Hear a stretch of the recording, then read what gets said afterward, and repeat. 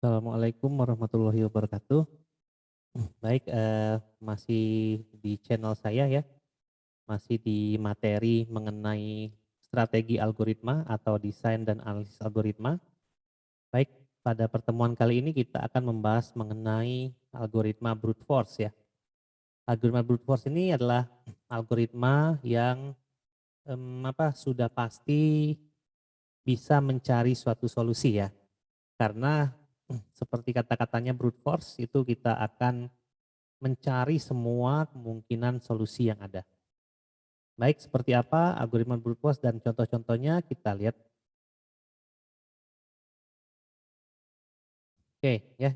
Jadi brute force itu adalah suatu pendekatan pencarian solusi, gitu ya. Di mana pendekatan itu adalah pendekatan straightforward, jadi maju terus. Ya, seandainya kita ambil contoh yang kemarin ya, traveling salesman problem atau salesperson problem, di mana kita harus pergi dari kota asal ya ke tiap kota yang hanya satu kali dan kembali kota awal. Nah, yang diketahui adalah jarak antar kota ya. Nah, artinya kita harus mencoba ya. Kalau dicari yang mana solusi terbaik ya. Jadi kita harus mencari solusi yang mana kota yang harus kita kunjungi agar jarak tempuhnya itu lebih cepat, maka kita harus mencoba menelusuri jaraknya satu persatu gitu ya. Nah, dimaksud dengan straightforward itu adalah kita mulai dari suatu titik menuju suatu kota ya, dari kota asal ke kota tujuan itu kita bisa memilih secara acak. Misalnya kita punya 5 kota ya, kita berasal dari kota A misalnya. Nah, dari A kita harus mengunjungi B, C, D, E lalu kembali lagi ke A. Nah, seperti apa rutenya kita harus memulai dengan acak. Dari A bisa saja ke B dulu, bisa saja ke C dulu, atau ke D dulu, atau ke E dulu. Nah, kalau kita memilih untuk ke B dulu, maka pilihan selanjutnya adalah bisa ke C dulu, bisa ke D dulu, atau bisa ke E dulu, dan akhirnya kembali ke kota A. Ya, nah dengan segala kemungkinan yang ada, maka kita akan memiliki banyak sekali kemungkinan, gitu ya. Nah, bisa saja solusi itu ditempuh atau dicapai pada perjalanan terakhir kita, gitu ya. Nah, jadi biasanya kalau kita ngomongin brute force, didasarkan pada problem statement. Ya, problemnya apa? Ya, biasanya memecahkan suatu masalah yang berkaitan dengan suatu pencarian solusi. Ya, jadi searching biasanya pencarian solusi. Kemudian yang kedua biasanya didasarkan juga terhadap konsep yang dilibatkan. Nah, seperti apa konsepnya? Adakah persamaan matematik yang ingin diselesaikan atau seperti apa? Ya. Nah, algoritma brute force ini sangat sederhana gitu ya. Jadi kita hanya mencoba segala kemungkinan yang ada gitu ya. Ya misal kalau bermain game, kita bingung nih untuk menekan tombol gas ya kalau kita main game balap, untuk menekan tombol gas kita harus menekan tombol apa di controller. Nah kalau caranya brute force, kita cobain aja satu-satu ya. Pasti di antara sekumpulan tombol itu ada untuk gas gitu ya. Nah masalahnya adalah bisa jadi kita menekan suatu tombol dan tombol itu langsung menuju ke tombol yang kita inginkan yaitu gas ya. Atau kita kemungkinan terburuknya kita adalah memilih tombol yang terakhir ya. Jadi solusi yang dihasilkan itu kemungkinan terburuknya adalah sebanyak jumlah tombol kan gitu ya. Kalau jumlah tombol kita ibaratkan n, maka solusinya adalah n ya, atau kita sebut big O-nya adalah n. Jadi sederhana aja gitu ya kalau brute force. Jadi kita tinggal kita lihat ya ruang solusinya. Nah, kita tinggal cobain satu-satu dari solusi yang ada gitu ya. Satu-satu cobain gitu ya. Jadi sederhana dan langsung ya cobain aja gitu ya. Kapan kita ketemu solusinya ya tergantung dari keberuntungan gitu ya. Kalau kita memilih solusi yang tepat dan ternyata itu adalah solusi yang maksimal maka kita langsung ketemu solusinya. Gitu ya. Dan dia jelas ya, jelas itu artinya solusi yang dipilih itu pasti adalah solusi yang maksimal dari ruang solusi yang ada. Ya. Kemudian ya memang just do it ya. Ada 5 pilihan, yang mana pilihan paling bagus kita cobain aja satu-satu gitu ya. Nah setelah kita cobain, baru kita bisa tentukan, oh ternyata yang paling bagus adalah pilihan kelima misalnya. Atau ternyata yang paling bagus adalah pilihan ketiga dan seterusnya gitu ya. Sampai seperti itu memang ya. Jadi kalau ada 10 pilihan, yang mana misalnya saya mau makan permen, ada 10 pilihan rasa. Rasa yang mana yang paling saya sukai, itu untuk memilih itu kita harus coba ke 10-10-nya gitu ya. Ya, kadang-kala gini, ada rasa anggur, misalnya, ada rasa jeruk, tapi kan rasa anggur dan rasa jeruk untuk tiap merek permen yang berbeda itu bisa berbeda rasanya kan gitu ya. Walaupun ternyata saya sukanya anggur, ya, tapi untuk merek tertentu mungkin rasa anggurnya tidak saya suka gitu ya. Nah, jadi kalau saya punya 10 permen dan saya diminta untuk yang mana permen yang Anda sukai, ya gampang, cobain satu-satu. Setelah 10 permen dicobain, kemudian kita pilih, saya lebih suka yang itu gitu ya. Jadi jelas gitu. Cuman ya itu tadi ya, membutuhkan suatu jalan yang sangat lama untuk mencapai solusi. Nah ini sebagai contoh, ya contoh yang pertama adalah mencari elemen terbesar. Saya rubah pointernya dulu. Nah kita lihat persoalannya, ya diberikan sebuah list yang berisi n buah bilangan bulat, ada A1, ada A2, sampai A ke N.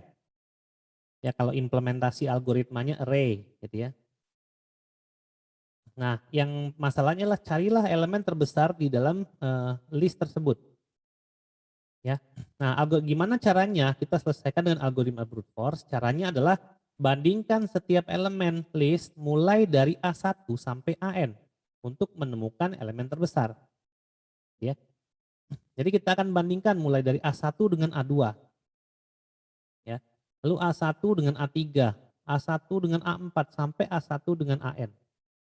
Ya.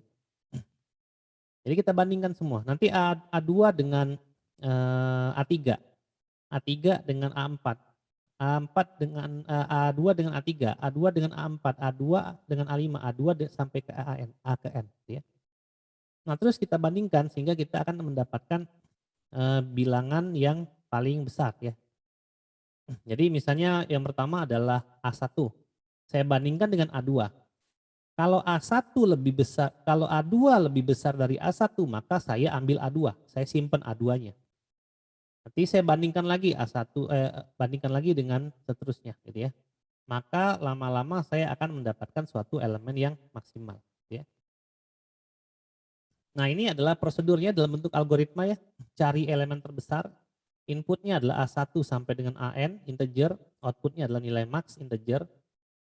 Keterangannya adalah mencari elemen terbesar di antara elemen A1 sampai A ke N ya, dengan inputnya adalah A1 sampai AN dan outputnya adalah maksimum gitu ya.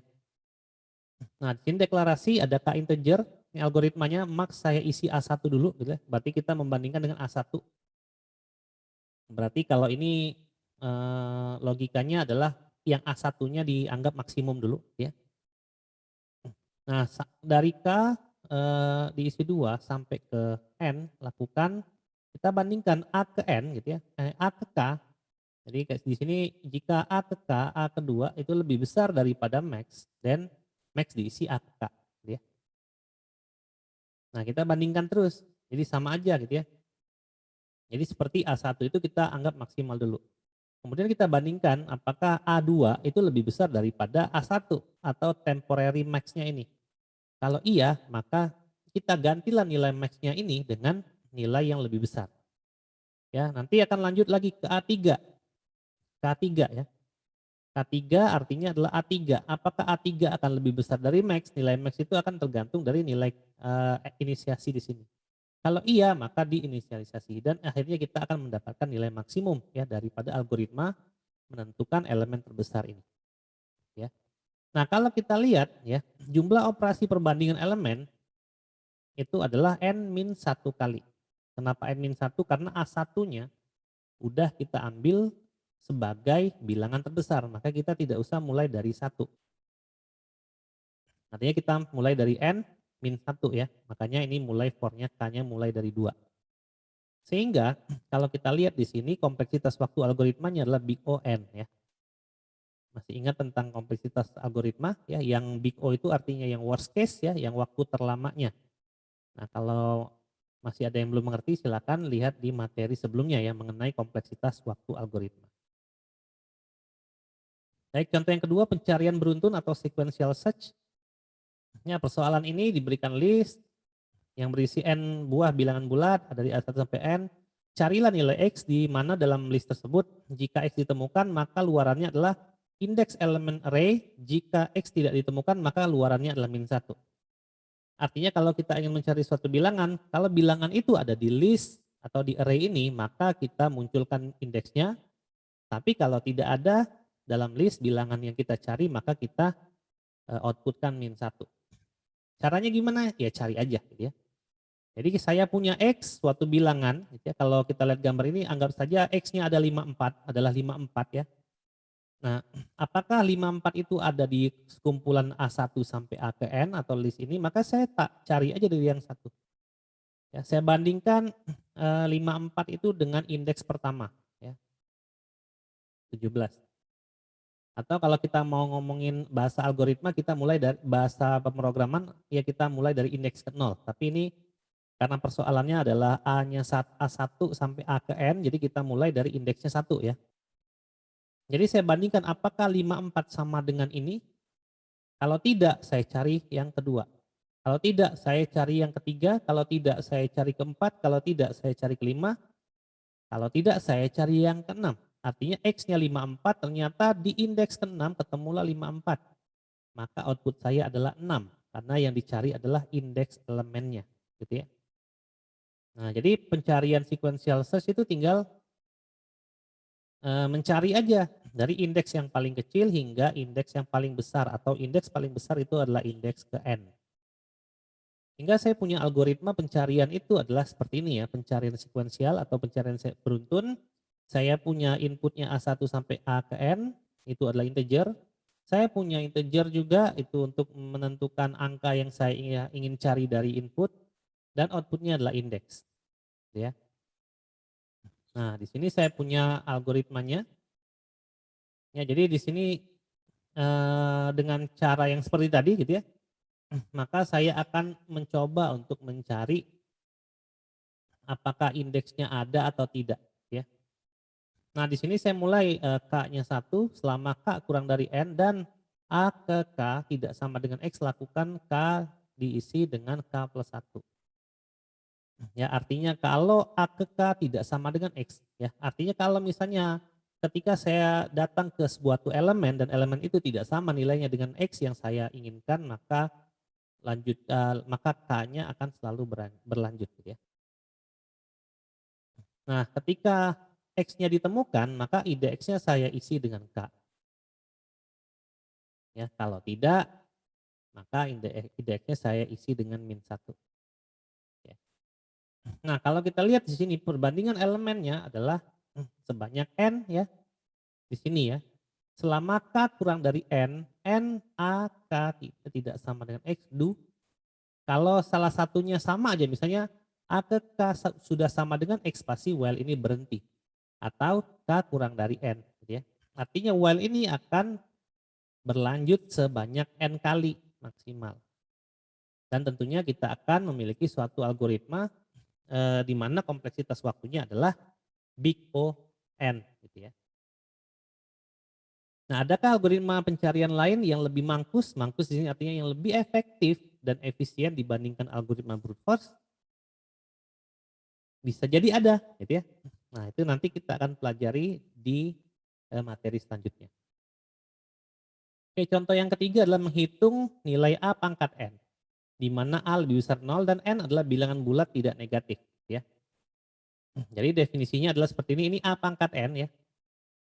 A pangkat N adalah A dikali A dikali A dikali A dikali A sampai N kali. Ya, kalau N-nya lebih dari 0. Tapi kalau N-nya 0, dia adalah 1. Gitu ya. A pangkat 0, 1 ya. 5 pangkat 0, 1. Berapapun pangkatnya 0 pasti 1. Ya. Nah, algoritma brute force itu gimana caranya menghitung A pangkat N? Ya kalikan aja ya. 1 dengan A sebanyak N kali. Ya kaliin aja. Kalau misalnya N-nya 5 berarti A dikali A dikali A dikali A dikali A sampai dengan 5 kali. Gitu ya. Algoritmanya sangat simpel ya. function pangkat, ya A itu adalah bilangan bulat tak negatif, ya real, dan n adalah integer, outputnya adalah real, function ya menghitung A pangkat n. Deklarasi integer hasil adalah real, ya. Hasilnya pertama diisi dengan 1, ya dari 1 sampai n masukkan hasil dikali A. Hasil diinisialisasi dengan hasil dikali A. Ya. Jadi kalau saya masukkan hasilnya 1, A-nya adalah 5, maka bukan hasil, kalau saya masukkan A-nya 5 dan N-nya 1 ya, kan A pangkat N tadi ya, maka 5 hanya dikali 1.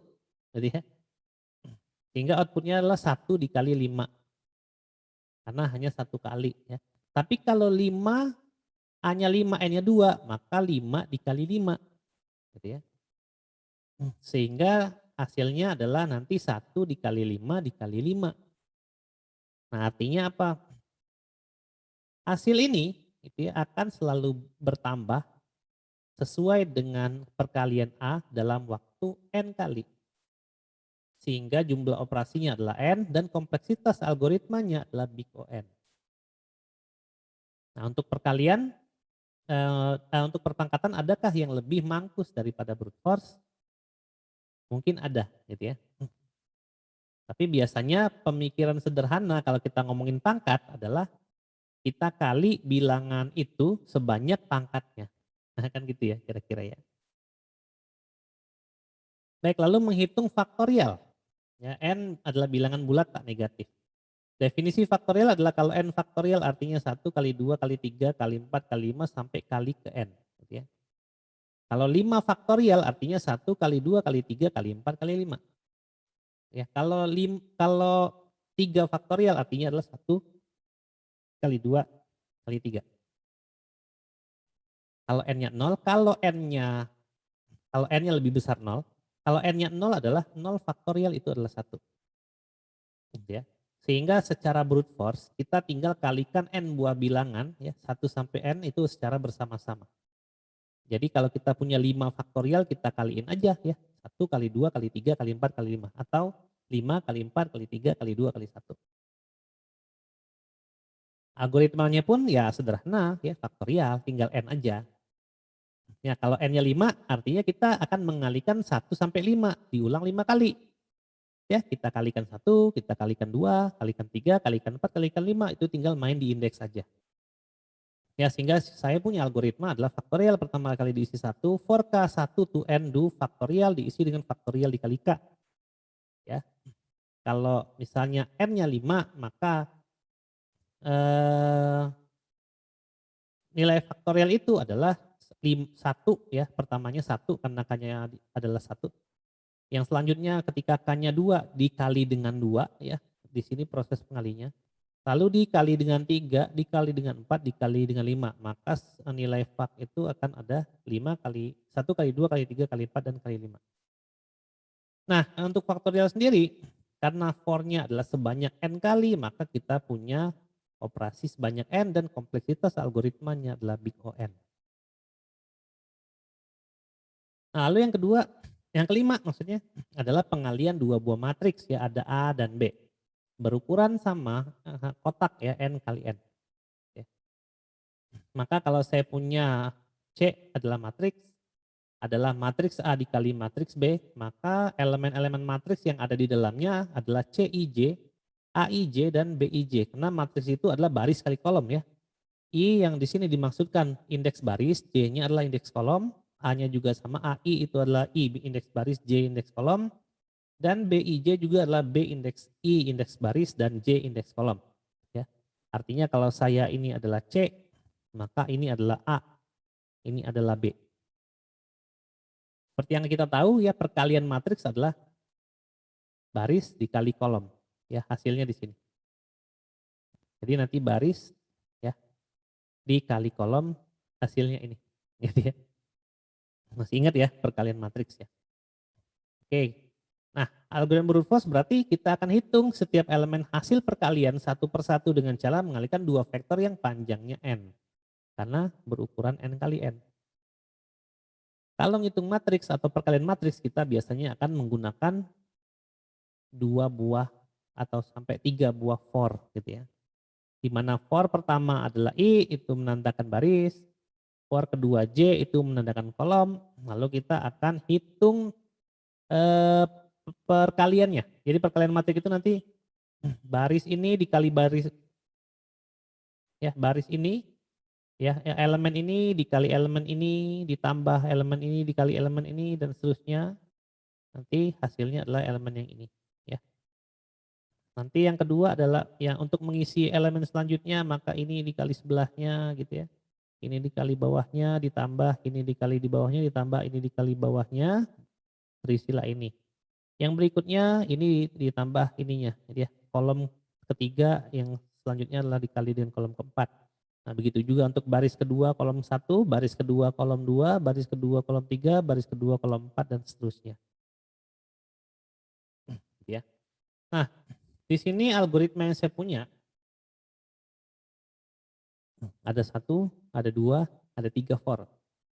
Di mana ini adalah N, ini adalah N, ini adalah N. Artinya saya butuh N pangkat 3 jumlah operasi yang dilakukan. Nah, operasi yang dilakukan adalah operasi tambah di sini ya, dan operasi kali di sini. Sehingga saya punya 2 operasi, artinya N pangkat 3 ditambah N pangkat 3 yaitu jadi 2N pangkat 3. Sehingga saya punya big O-nya adalah big O N pangkat 3. Nah, selain cara yang ini adalah adakah cara yang lebih bagus lagi ya untuk melakukan perkalian matriks dengan brute force? Bisa jadi ada gitu ya. Bisa nggak kita kerucutkan jangan N pangkat 3, kita turunin lagi kompleksitasnya jadi N pangkat 2. Tentunya gitu ya kalau kita lihat dari materi yang terakhir ya N pangkat 2 akan lebih cepat ya daripada N pangkat 3. Kan gitu ya. Oke, silakan mungkin teman-teman bisa berpikir, bisa nggak kita jadikan N kuadrat gitu ya. Nanti silakan dicoba sendiri. Nah lalu biasanya ada algoritma pengurutan ya, yang biasanya kita lakukan dengan brute force, yaitu ada yang namanya bubble sort dan ada yang namanya selection sort. Dua algoritma ini menentukan metode brute force dengan sangat jelas. Kenapa jelas? Karena memang semua dilakukan satu-satu gitu ya. Sehingga didapatlah hasilnya. Ya, ini adalah sort ya, sorting ya. Ini adalah algoritma sorting, ada bubble sort dan ada selection sort. Nah, untuk bubble sort kita akan mulai dari elemen pertama ya. Jika S2 kurang dari S1 maka lakukan pertukaran. Jika S3 kurang dari S2 maka lakukan pertukaran dan seterusnya. Nah, sampai nanti kita lakukan pertukaran nilai elemen gitu ya. Kalau S2 kurang dari S1 kita pertukarkan dan seterusnya kita akan dapat elemen terbesarnya di akhir. Nah, itu kita anggap 1 kali pas. Ya. Kemudian kita akan lakukan lagi sampai pas kedua, pas ketiga, sampai pas N-1. Gitu ya. Artinya nanti akan ada N-1 kali pas. Gitu ya. Jadi kalau saya punya 5 elemen, maka akan ada 4 kali pas untuk dilakukan pertukaran tiap elemennya. Sehingga kita akan dapatkan suatu urutan dari suatu list atau array. Nah ini adalah contohnya. Ya kalau ada array 4, 3, 1, 2. Ya 4 dengan 3, ya S1 dengan S2. Kita bandingkan. Kalau dia lebih besar S1 daripada S2, ditukar. Ya, lihat di gambar bawah ditukar.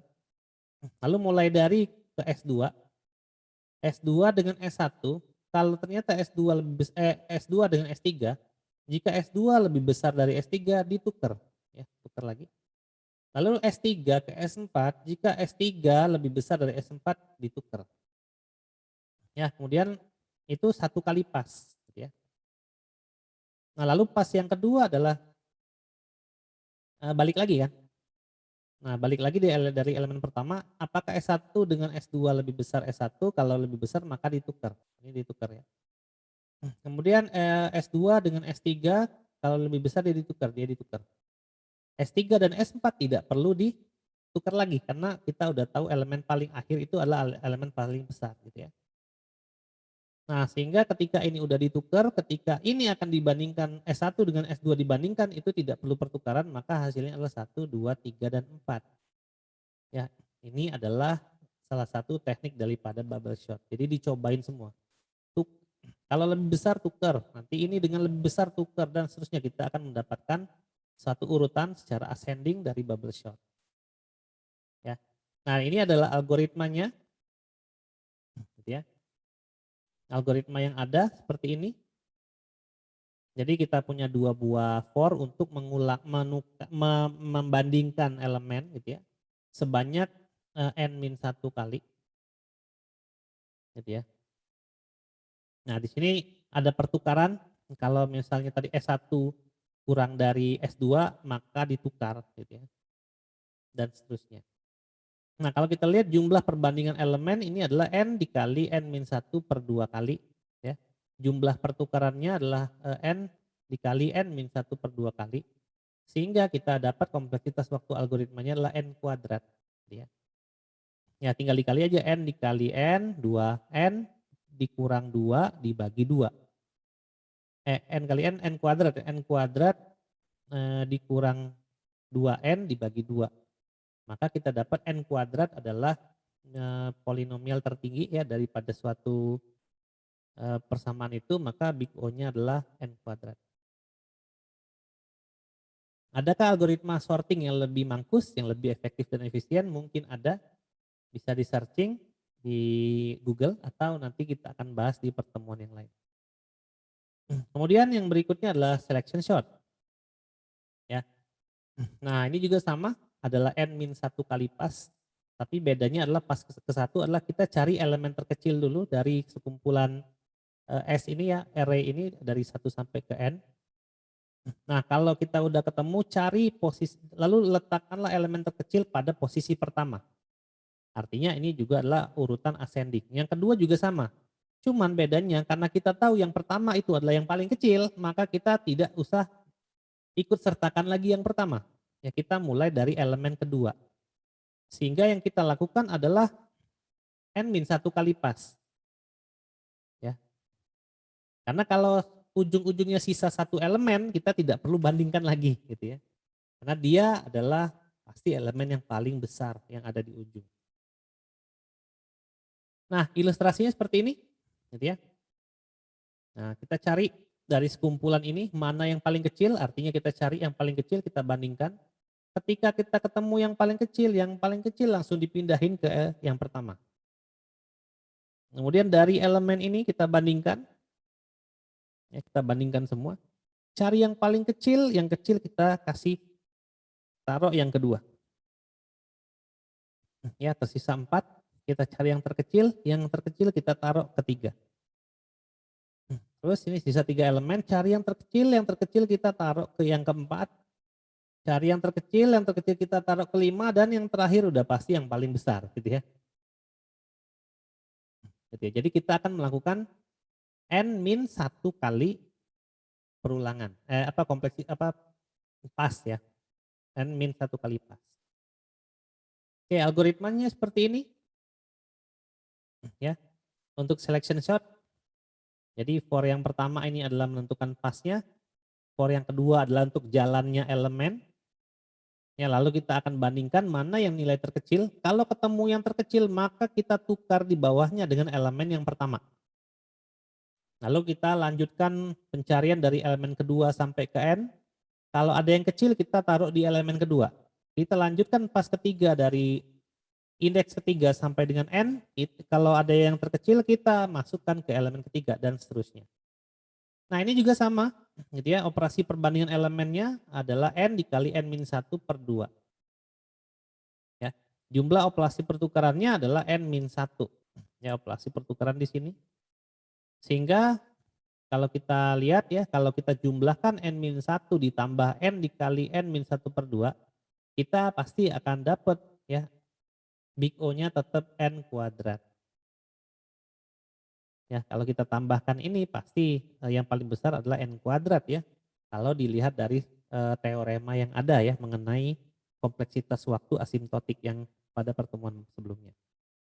Oke, adakah algoritma pengurutan yang lebih baik dari selection sort? Bisa jadi ada, gitu ya. Oke, dari beberapa contoh yang ada, ya jadi kalau brute force itu semua kemungkinan dicobain ya, tegas, jelas. Nah, sehingga kita memiliki karakteristik ya.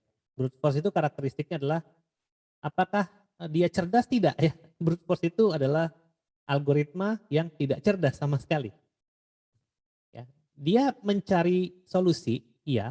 Solusi yang dipakai adalah yang maksimum, yang didapatkan adalah yang maksimum pasti, tapi dia memerlukan waktu yang lama. Dia tidak cerdas. Jadi mencari solusi itu dia tidak cerdas ya. Dia tidak memiliki pengetahuan apapun sebelumnya mengenai solusi yang dia inginkan. Jadi blind aja, buta. Sehingga apa? Ketika dia mencari solusi, dia akan nyobain satu-satu secara random. Dan untuk semua kemungkinan yang ada. Ya. Sehingga memang dibilang bahwa brute force itu tidak efektif dan efisien atau tidak mankus. Gitu ya. Karena jumlah penyelesaiannya yang sangat membutuhkan waktu yang lama. Ya. Kenapa brute force? Karena kata force itu mengindikasikan tenaga daripada otak. Artinya brute force itu mementingkan tenaga ya waktu yang lama daripada suatu kepintaran dalam suatu pencarian solusi.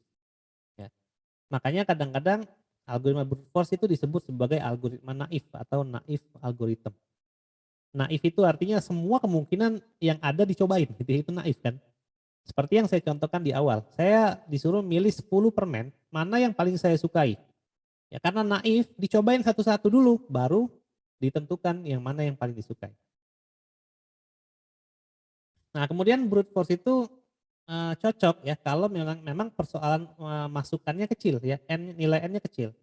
Kalau nilai masukannya udah sangat banyak itu brute force akan memerlukan waktu yang sangat lama gitu ya. Kalau kita asumsikan ini inputannya 1, solusi dihasilkan 1 detik, itu aja. Artinya kalau inputannya 1000, solusi akan dihasilkan maksimal ya, worst case-nya adalah 1000 detik.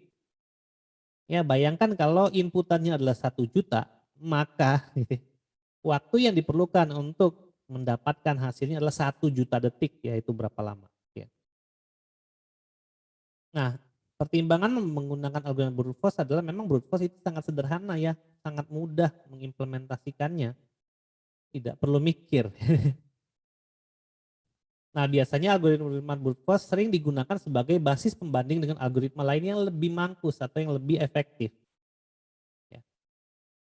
Ada algoritma lain yang menghasilkan solusi yang sama dengan brute force, namun waktu yang dibutuhkan itu jauh lebih sedikit daripada brute force. Ya, pokoknya kalau kita ada masalah nih ya, yang kita sudah bingung menyelesaikan masalahnya pakai apa, udah brute force, udah adalah paling bagus gitu ya. Nah, walaupun bukan metode problem solving yang mankus, artinya yang efektif dan efisien dari sisi waktu karena membutuhkan tenaga tadi, tapi ya hampir semua masalah bisa diselesaikan dengan brute force. Selama masalah itu ada di ruang solusi dalam scope ya, maka masalah itu pasti bisa diselesaikan oleh brute force. Ya, jadi kita akan sulit mencari masalah yang tidak terselesaikan dengan brute force. Pasti semua masalah kalau dia jelas masalahnya itu ada solusinya di ruang solusi pasti ketemu dengan brute force ya. Bahkan ada beberapa persoalan yang hanya bisa diselesaikan dengan brute force ya, tidak bisa diselesaikan dengan yang lain ya. Ya, contohnya adalah mencari elemen terbesar dalam array. Nah, itu hanya bisa brute force ya, nggak ada yang lain. Artinya kan memang setiap array itu harus dikunjungin satu-satu dulu, baru kita ambil elemen terbesarnya. Kan itu kan adalah hanya bisa pakai brute force gitu ya. Nah, di sini Ken Thompson bilang gitu ya, penemu sistem operasi Unix, dia bilang adalah when it does ya, kalau itu meragukan lakukan di brute force gitu ya. Jadi memang brute force ini adalah algoritma yang paling pastilah gitu ya, paling pasti ketemu solusi, tapi membutuhkan waktu yang lama ya untuk mencari solusinya. Nah, beberapa teknik hacking juga kebanyakan pakai brute force. Misalnya ingin menebak kombinasi 6 buah password. Ya. Yang paling mudah adalah kita cobain kan satu-satu ya, mulai dari angka 0 sampai 9 itu sebanyak 6 digit. Cuman waktunya lama gitu ya. Nah, kira-kira seperti itu. Jadi kalau kita akan memecahkan 6 buah digit password di mana per digit itu adalah angka dari 0 sampai 9, artinya kita punya 10 angka. Maka waktu yang ditempuh adalah 10 kali 10 kali 10 sampai 6 kali ya, 10 pangkat 6 ya, itulah brute force. Baik ya, itu saja mungkin ya materi brute force kali ini. Terima kasih sudah mendengar sampai akhir. Saya pamit ya. Wassalamualaikum warahmatullahi wabarakatuh.